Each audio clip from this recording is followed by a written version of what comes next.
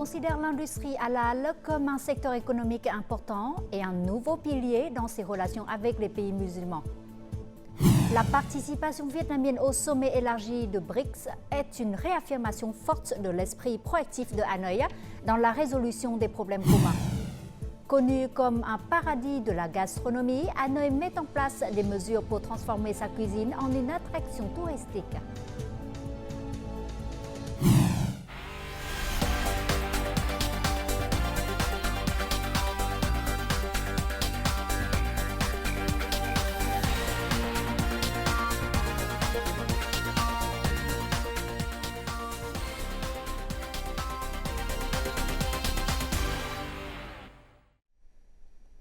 Mesdames et messieurs, bonjour, bienvenue au journal francophone. La cérémonie de transfert de la présidence de la République a eu lieu ce mardi au siège du bureau présidentiel. Le secrétaire général du comité central du parti Tolum a passé la présidence au nouvel élu, Lương Cường. L'événement s'est déroulé en présence du Premier ministre Phạm Minh Chính, du président de l'Assemblée nationale, Trần Thanh Mẫn, et de plusieurs autres personnalités. Dans son allocution, le président Lương Cường s'est engagé à déployer des efforts pour développer les réalisations de Tolum et des générations précédentes de dirigeants d'État vietnamiens. L'Assemblée nationale a élu Lương Cường à la présidence de la République pour le mandat 2021-2026 le 21 octobre dans le cadre de sa 8e session. Dans le cadre de sa 8e session, l'Assemblée nationale a discuté aujourd'hui de 2 projets de loi. Il s'agit du projet de loi modifiant et complétant certains articles de la loi sur la pharmacie et du projet de loi modifié sur la prévention et la lutte contre la traite des êtres humains. Les députés ont écouté un rapport concernant le projet de loi modifiant et complétant certains articles de la loi sur la pharmacie. Les députés ont apporté leur avis sur de nombreux contenus, notamment l'autorisation des incitations spéciales pour les nouveaux projets d'investissement dans le domaine pharmaceutique avec un capital d'investissement de 3 000 milliards de dong ou plus, dont 1 000 milliards de dong sont décaissés dans un délai de 3 ans. Valoriser les forces endogènes et renforcer la coopération internationale pour stimuler le développement de l'industrie halal du Vietnam. Tel est le thème d'une conférence tenue ce mardi à Hanoï. Présent à cet événement, le Premier ministre Phạm Minh Chính a mis en avant le grand potentiel du Vietnam dans ce domaine, soulignant que le Vietnam considère l'industrie halal comme un secteur économique important, un levier dans la promotion de ses relations avec les pays musulmans. Le chef du gouvernement a appelé les partenaires internationaux à partager avec le Vietnam leurs informations et expériences en ce qui concerne le cadre juridique et la gestion étatique de l'industrie halal. Il a également souligné la nécessité de mettre à jour les normes halal internationales et de signer des accords de reconnaissance réciproque des certificats halal. Le marché halal compte plus de 2 milliards de personnes. C'est un marché très prometteur des produits agricoles vietnamiens. Par conséquent, pour exploiter ce marché, les entreprises vietnamiennes s'efforcent non seulement de respecter les normes halal, mais aussi d'améliorer leur compétitivité afin d'élargir leur part de marché. Les fermes avicoles et les abattoirs certifiés halal sont de plus en plus courants dans tout le pays, en particulier dans la région du Sud-Est. Pour étiqueter les produits carnés comme halal, ces installations doivent répondre à des exigences islamiques strictes concernant les sources d'alimentation, les processus de soins, l'abattage, la transformation et l'emballage. Lors de l'abattage et de la transformation, nous ne sommes pas autorisés à utiliser des substances interdites. C'était assez difficile au début, mais une fois que c'est devenu une routine, c'est devenu plus facile. Actuellement, le département de la santé animale du ministère de l'Agriculture et du Développement rural a négocié avec le Nigeria et l'Arabie saoudite. Il a aussi hâte d'exporter des produits de l'élevage vers de nombreux autres marchés musulmans. Certaines entreprises ont ciblé le marché halal, c'est pourquoi nous avons contacté des pays musulmans pour obtenir des informations sur leurs conditions d'importation. Selon Cognity Market Research, Le marché mondial des aliments halal devrait dépasser 2,5 milliards de dollars cette année et atteindre 4,9 milliards de dollars d'ici 2031, ce qui présente des opportunités importantes pour les entreprises vietnamiennes. Le Pakistan compte plus de 200 millions d'habitants, dont 90% sont musulmans. La demande de produits halal est donc énorme. Nous sommes prêts à aider les entreprises des deux côtés à relier l'offre et la demande, afin que les produits répondant à la norme halal du Vietnam soient disponibles au Pakistan. L'obtention de la certification halal reste l'un des défis majeurs pour les entreprises, car les normes ne sont pas uniformes dans les pays musulmans. Les produits vietnamiens sont également confrontés à une forte concurrence de la part des pays déjà implantés sur le marché halal. Par conséquent, les entreprises vietnamiennes doivent être bien préparées pour saisir les opportunités de ce marché. Vladimir Poutine, le Premier ministre Phạm Minh Chính, participera les 23 et 24 octobre à la conférence du groupe élargi des économies émergentes BRICS+, à Kazan, en Russie. Il s'agit d'un événement de haut niveau de BRICS et des pays partenaires visant à promouvoir la coopération sud-sud et à résoudre les défis mondiaux communs. Tout de suite, les détails. La conférence du groupe BRICS de cette année a pour thème les BRICS et les pays du Sud, construire ensemble un monde meilleur. La participation du Vietnam à la conférence démontre son soutien pour les mécanismes multilatéraux, y compris les BRICS. La conférence élargie des BRICS témoigne de l'engagement et de la responsabilité du Vietnam vis-à-vis la communauté internationale, en ce qui concerne la promotion du multilatéralisme, de la solidarité internationale et du respect de la loi. Le Vietnam s'efforce toujours de contribuer à rehausser la voix des pays en développement, pour la paix, la coopération et le développement dans le monde. Le Vietnam a des relations étroites avec tous les pays membres des BRICS. La participation du Vietnam à cette conférence élargie ouvre également de nouvelles perspectives de coopération entre le Vietnam et les pays membres des BRICS, permettant au Vietnam d'accéder aux mécanismes, aux ressources et aux grands marchés des BRICS. Le Vietnam est un partenaire très prometteur des BRICS dans les domaines du commerce, de l'investissement, de la transition verte et bien d'autres domaines. De plus, le Vietnam interagit avec les pays des BRICS afin de contribuer à la paix, à la sécurité et au développement tant en Asie-Pacifique qu'Asie du Sud-Est. Alors que nous construisons des modèles d'interaction les uns avec les autres, les BRICS et le Vietnam partagent une même approche du comportement responsable dans les relations internationales et des priorités du droit international. Le Vietnam jouera un rôle plus important dans la construction d'un système progressiste pour la paix des nations. La participation du Vietnam aux conférences des BRICS continue d'affirmer la position et le rôle du Vietnam dans les questions de développement commun de l'humanité, véhiculant l'image du Vietnam en tant que pays de paix, de coopération et de développement dynamique.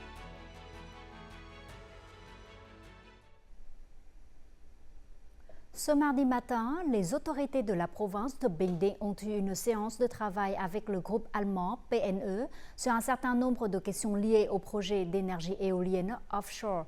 Le groupe PNE a choisi Bình Định comme la seule destination en Asie pour développer son projet éolien offshore d'une capacité de 2000 MW. L'investissement total est estimé à environ 4,6 milliards de dollars. Une fois mis en service, ce projet fournira environ 7 milliards de kWh au système de réseau national chaque année, contribuant ainsi à assurer la sécurité énergétique nationale conformément à la stratégie nationale de développement des énergies renouvelables jusqu'en 2030. La loi sur la capitale entrera en vigueur le 1er janvier 2025. Cette loi c'est une loi importante pour faire de Hanoï le moteur de développement et le centre d'innovation du pays. L'un des points marquants de cette loi est qu'elle autorise l'utilisation du budget de l'État pour soutenir financièrement les entreprises innovantes. Thurian nous en dit plus. Nguyễn Hữu Phước Nguyên a obtenu sa maîtrise de doctorat en France. En 2018, il est revenu au Vietnam créer une entreprise de production de véhicules électriques. Cependant, de nombreux investisseurs hésitaient à apporter des capitaux dans le domaine des technologies et d'énergie propre. Il est difficile de mobiliser des capitaux pour les projets de véhicules électriques, car ce sont des projets à risque, avec des coûts d'investissement élevés. L'hésitation des investisseurs est compréhensible.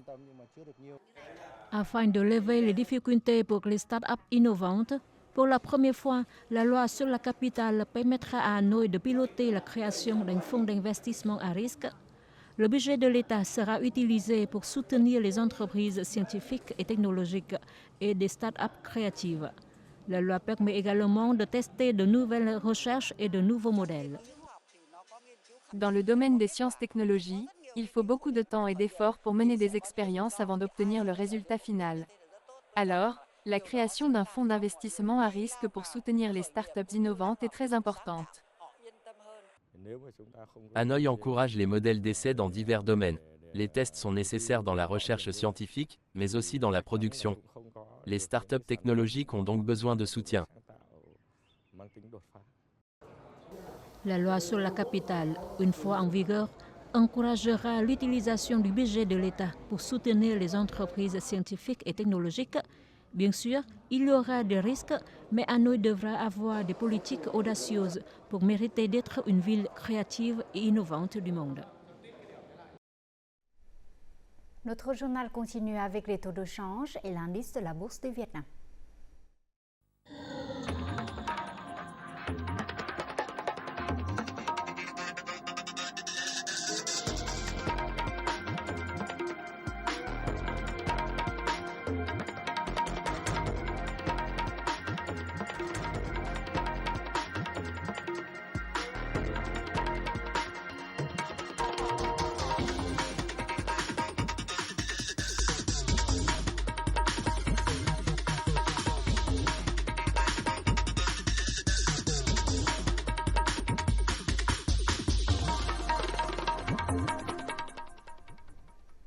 « 5000 pas heureux », la marche pour les cancéreux vietnamiens a récemment eu lieu à Hanoï.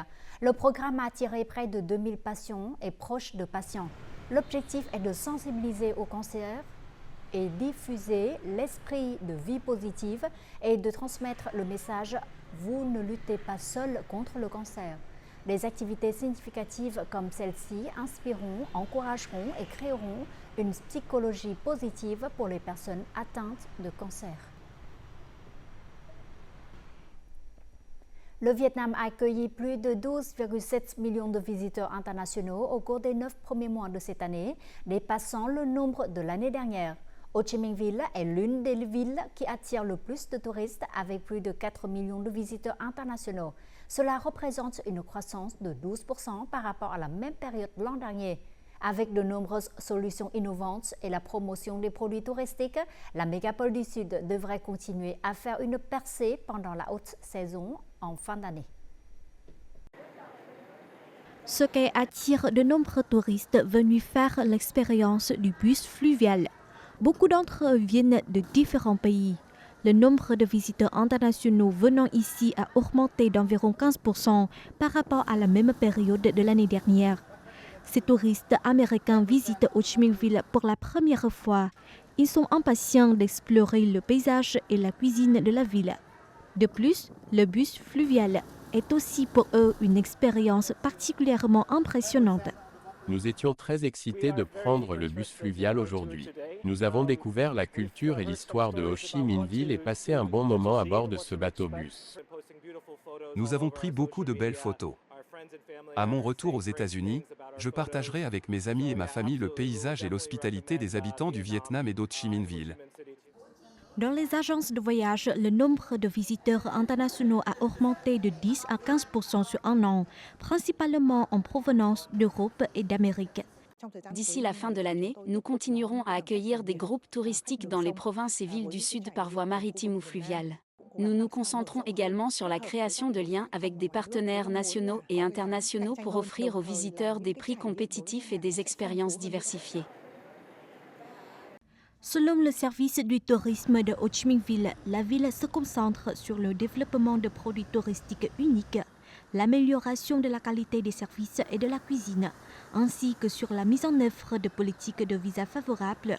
De plus, elle promeut activement ses programmes touristiques sur les principaux marchés internationaux. renforçant ainsi son attrait aux voyageurs mondiaux. Nous avons mis en place de nombreuses activités promotionnelles, ciblant notamment le marché australien. Grâce à cela, le nombre de touristes australiens choisissant Ho Chi Minh Ville et le Vietnam augmente et nous espérons bientôt atteindre l'objectif fixé. Avec l'augmentation constante des visiteurs internationaux et une stratégie axée sur le développement de produits et de festivals de fin d'année, l'industrie touristique de Ho Chi Minh Ville vise à accueillir plus de 6 millions d'étrangers cette année, générant des revenus d'environ 8 milliards de dollars.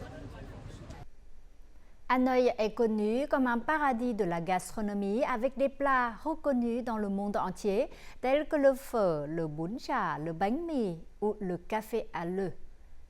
Selon de nombreux experts, la cuisine devient un facteur décisif dans la construction de la marque touristique pour une localité ou un pays. C'est pourquoi Hanoï met également en œuvre de nombreuses mesures pour transformer sa cuisine en une attraction touristique.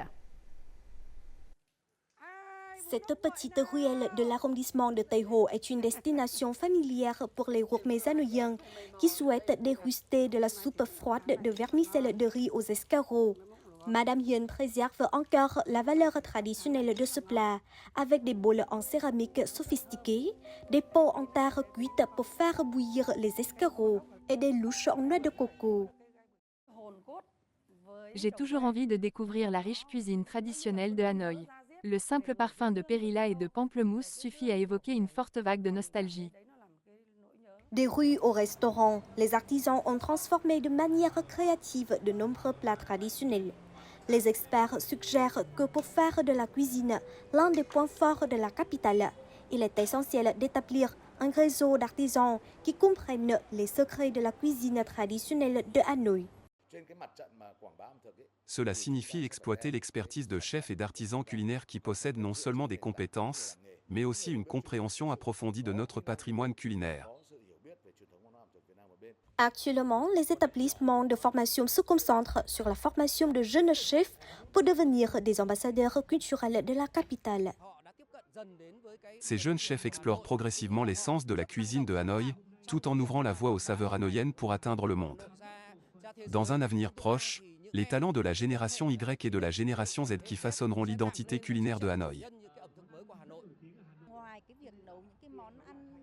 En tant qu'ambassadeurs culinaires, leur mission n'est pas simplement de préparer de délicieux plats, ils sont également chargés de promouvoir le patrimoine culturel et culinaire de Hanoï. Selon les experts, Hanoï doit considérer sa cuisine comme une sorte de patrimoine et investir dans la création de produits culturels culinaires uniques. De nombreux établissements de restauration n'offrent aux touristes qu'une expérience culinaire de base. Mais lorsque nous transformons cela en un voyage patrimonial culinaire, les touristes pourront découvrir les histoires ainsi que la signification culturelle et historique des plats traditionnels. La cuisine est devenue un outil puissant pour exprimer la diversité culturelle de Hanoï, capable d'évoquer des émotions et de créer des expériences mémorables. Par conséquent, la capitale s'efforce d'exploiter ses valeurs culinaires pour en faire une attraction pour l'industrie touristique.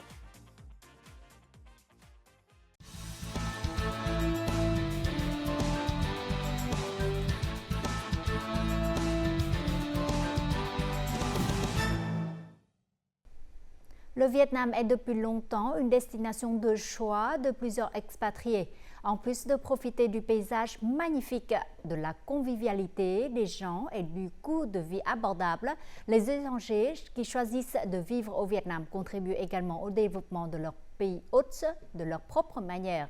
Et dans ce chapitre, le Vietnam, terre d'accueil, rencontrons Jean-Marc et Sabine Mignot, un couple franco-allemand qui a choisi de passer leur année de retraite à Quảng Nam et brave le soleil et la pluie pour nettoyer les plages ici chaque jour.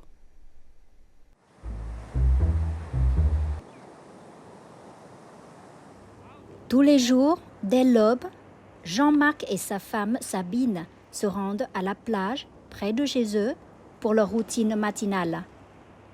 C'est un endroit loin de la foule animée, typique des plages populaires.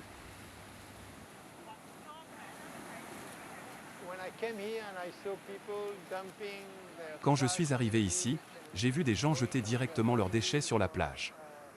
Les familles allaient en pique-nique et partaient sans ramasser leurs ordures.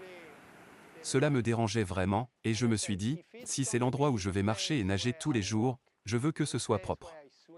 J'ai donc commencé à nettoyer la plage et c'est devenu une habitude. Avec un engagement sans faille, Jean-Marc et sa femme ratissent le table et ramassent tous les déchets qu'ils rencontrent. La plage est peut-être calme, mais les déchets qui s'échouent quotidiennement sur le rivage les occupent en permanence, transformant leur promenade quotidienne en un travail d'amour pour l'environnement. Lorsque nous ramassons les déchets, la plupart d'entre eux vont à la poubelle. Nous lavons et nettoyons ceux qui peuvent être recyclés et les passons à notre ami. Le matin, les gens peuvent se promener le long de la plage qui est propre. J'en suis très heureux.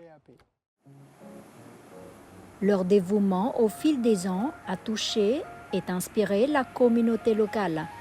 Même si tout le monde ne peut pas se rejoindre au couple pour chaque nettoyage, mais ils inspirent un mouvement, une vague de changement dans le cœur de ceux qui les entourent.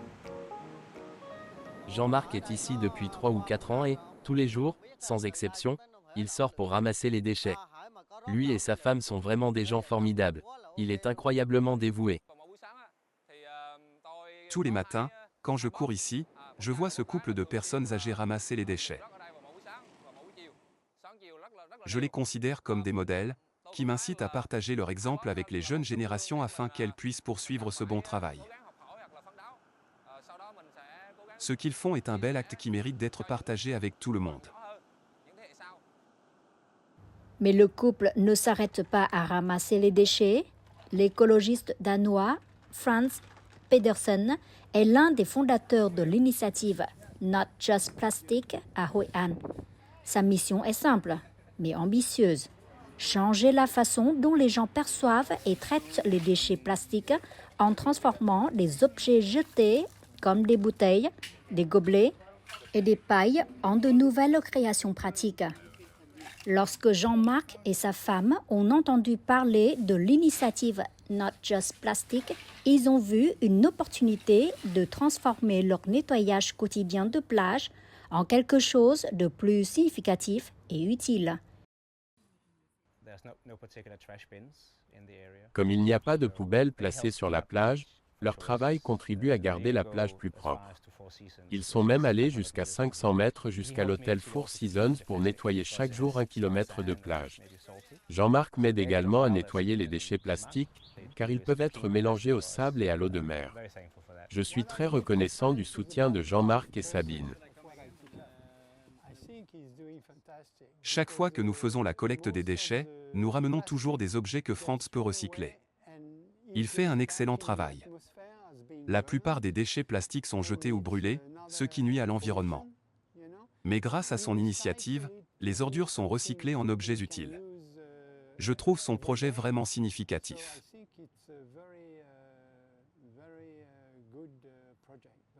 Selon Sabine, leur travail ne s'arrêtera peut-être jamais vraiment, car le problème des déchets océaniques n'est pas seulement une préoccupation locale, mais mondiale. Pourtant, par amour pour le Vietnam et la beauté naturelle qui les entoure, Jean-Marc et Sabine sont déterminés à continuer, quel que soit le climat. Leurs efforts ne résoudront peut-être pas complètement le problème, mais chaque déchet qu'ils enlèvent est un déchet de moins qui nuira à l'océan ou au pays qu'ils chérissent.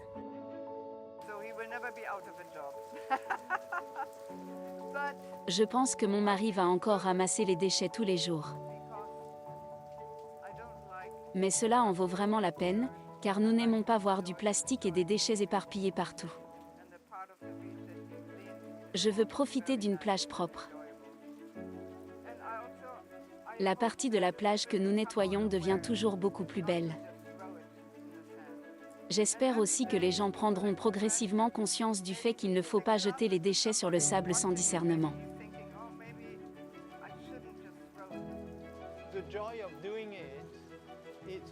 La joie de ce que nous faisons vient de la gratitude de vivre dans cet environnement, parmi des gens gentils et sympathiques. Nous aimons le Vietnam et ne jugeons jamais les autres, ni ne nous considérons comme meilleurs. Ici, on ressent toujours un accueil chaleureux, ce qui est vraiment un privilège précieux.